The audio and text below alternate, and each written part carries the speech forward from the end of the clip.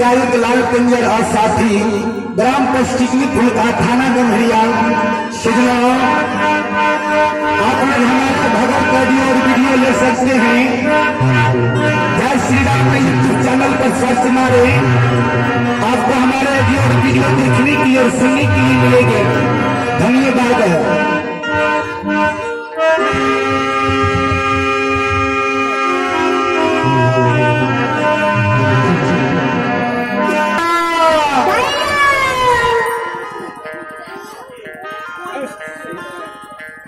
बम भोला दानी से अर्जी करे कारू बाबा, दादाजी आज हमर भैया नहीं बचते, लक्षण हमर बचन झूठ भा जेते न। बम भोला दानी कल के जान तू कारू उड़ के बचवन तू लक्षण के। कारू बाबा बम भोला दानी के प्रणाम करके चल दिल कर मारा जंगल के लक्षण से बचावे एने तेसर आवाज दे छे लक्षण बाबा। आज जब भैया सहारा नहीं है भोत हमें बिरजा माग के मुंह में चल गए यार मारा जंगल में। लक्षण नहीं भरोसा भाग ले जब हम चल गए बिरजा बाग के मुंह में। लक्षण तेसर आवाज दे छे जंगल में, भैया कारू बाबा अले लक्षण के जहनी लक्षण गिर पड़े। कारू बाबा गोदी के लोक ले लक्षण बाबा के। लक्षण बाबा बेहोश भा गए। लक्षण बाबा मन में सोचल के बिरजा बाग हमरा पकड़ ले। लक्षण बाबा बेहोश भा गए जंगल में। कारू बाबा संभल के गोदी में लक्षण के ला ललके ठोर मुंह के पोछे लक्षण के कहो लक्षण एक बेरा मेरा खोला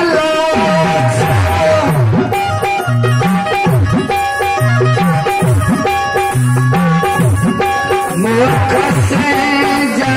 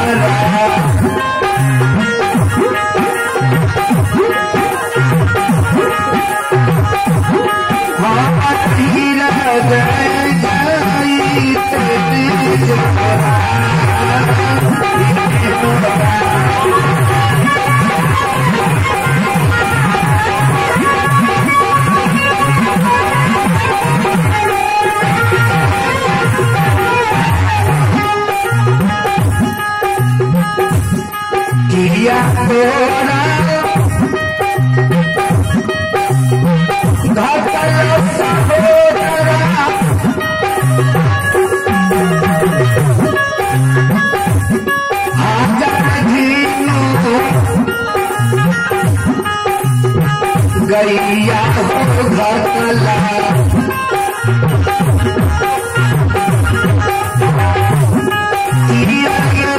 महापूरा छोरी के पड़ा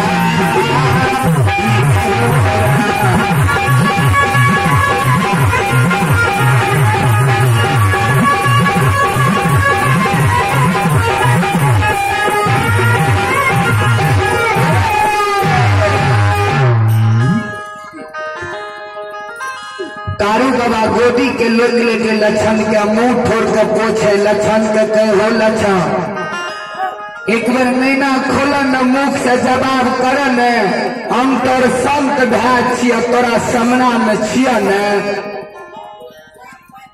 लक्षण बाबा के डर से दियारा कांपे। लक्षण बाबा मन में सोचे जे बिरजा बाघ हमरा पकड़ लेलके। कारू बाबा के लक्षण एक बेर नैना के खोल के देखो न तोरा सामना में भैया छिया न। लक्षण जहिनी नैना के धीरे धीरे खोलल के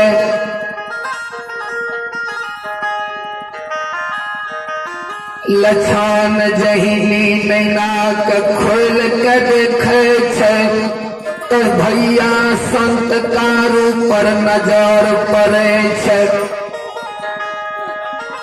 लक्षण कारू बाबा के लोग से अलग भागे। ओ भैया कथील हमरा बचावे लयलो भने बिरजा बाघ के मुंह में चल जेतिए।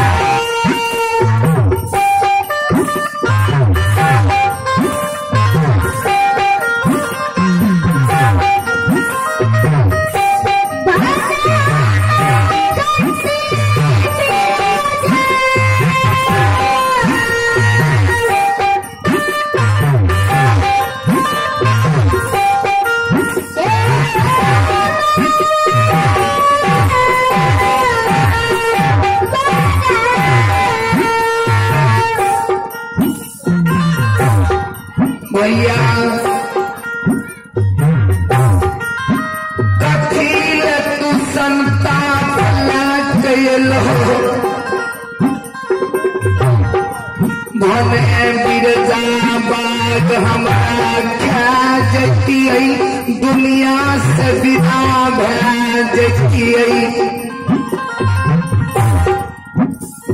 लखन बाबा कारू बाबा के गोदी से जालक भाई के लिए कारू बाबा कल को हो लछा सब दिन के तू हम भी रहिए गलो तेरा कौन चीज के विपद करलक तू पूरा सुख धाम का छोड़ के तू ही हमारा जंगल के रास्ता चले लो कौन चीज के तोरा कमी भेला कि क्या में कमी भेला।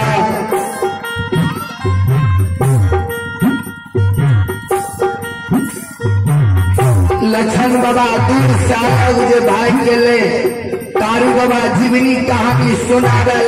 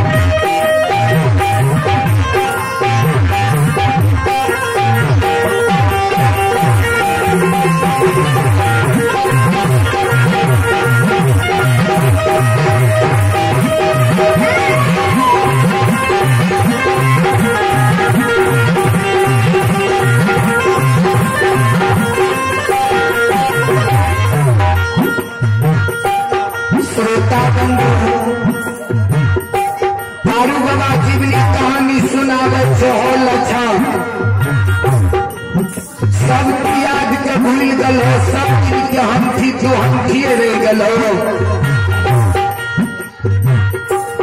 वे सब दिन के ओरिया तू यार पसारते रह गला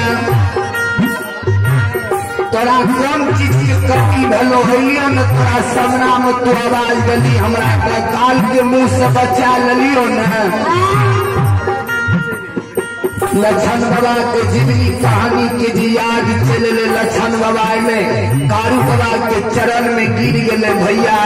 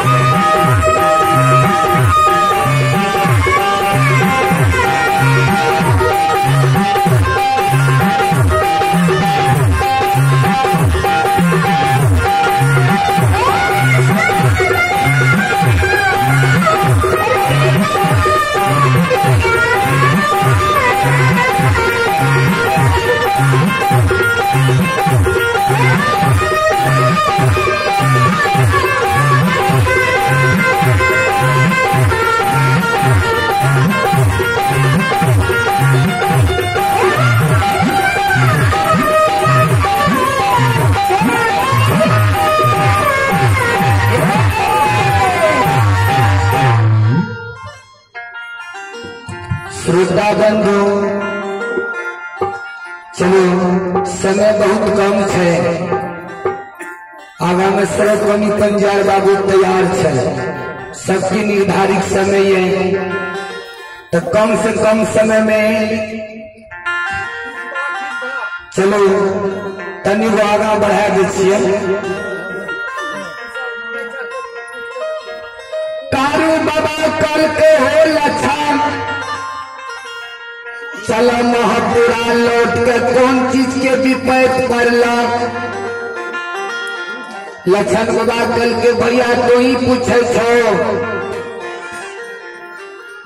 कारू बाबा कल के हो लक्षण, तू चला महापुरा के सात का चंदन भैया के जल का रात भर के तोड़ा रूनोटा भवन में हेल दबा महापुरा में, भैया के तरफ का जला दे तोड़ा रूनोटा भवन में है तो महापुरा में चला लौट कर तू। लक्षण बाबा कल के भैया हमें जेबे तू कतो जेबो, हमें जे महापुरा लौट के जेबे माया मंत्री माँ कहते तोरा के घुरेल को तो की जवाब देवे हमें मांग के। तुहने भैया कल हो जन्मदाता माता पिता से झूठ नहीं बोली हो, जखनी महापुरा लौट के जेबे माँ कहते के घुरेल को तो माँ के की जवाब देवे, जखनी माँ के कहबे भैया हमरा घुरेल को तो माँ कहते तू अली तो भैया कते गेलो, तब की जवाब हम मांग के देवे। जा तू नहीं जब महापुरा का हमू नहीं जब लौट के, कल के हो लक्षण हमरा तू भूत बनवे लाजो महापुरा जेबे चकक में लोग देखते समाज देखते महापुरा कहते कारू मर गए मरलो में भूत बन के डरावे आवे छे महापुरा। कल के भैया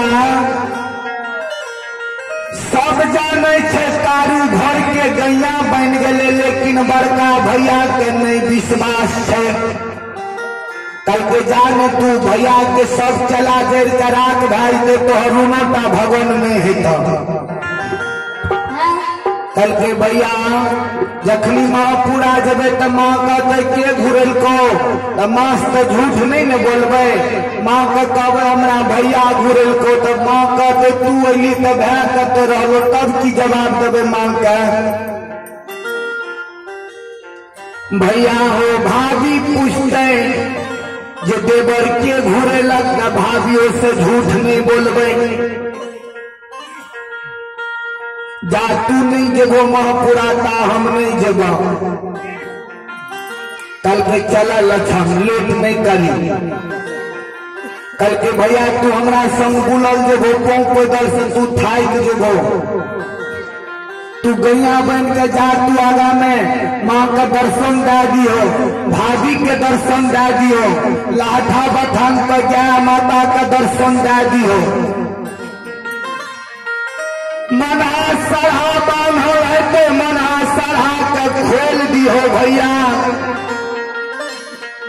तू आगा चल के जा माँ के दर्शन भाभी के दर्शन दे दियो,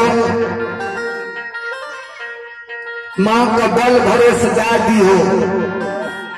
कारू बाबा कल के लक्षण तो आबो हम जाए महापुरा के, कारू बाबा गैया के रूप में उड़ल महापुरा के चल ले, माया मंत्री माँ लक्षण के शोक में सजाल रह गही के गोबर के ओसार पर सुतल रहे। कारू बाबा गए चरण के धीरे धीरे दबे माँ के कहे माँ एक बेर नैना खोल माँ, मुख से देखी नैना से देखी संत कारू बेटा हम छियो। माया मंत्री माँ जे नजर के खोलल के देखल के कारू बाबा पर नजर पड़ले, माया मंत्री माँ के नैना से लोहर गिरे लागले, बेटा अपना एलो लक्षण के कते छोड़ दल हो।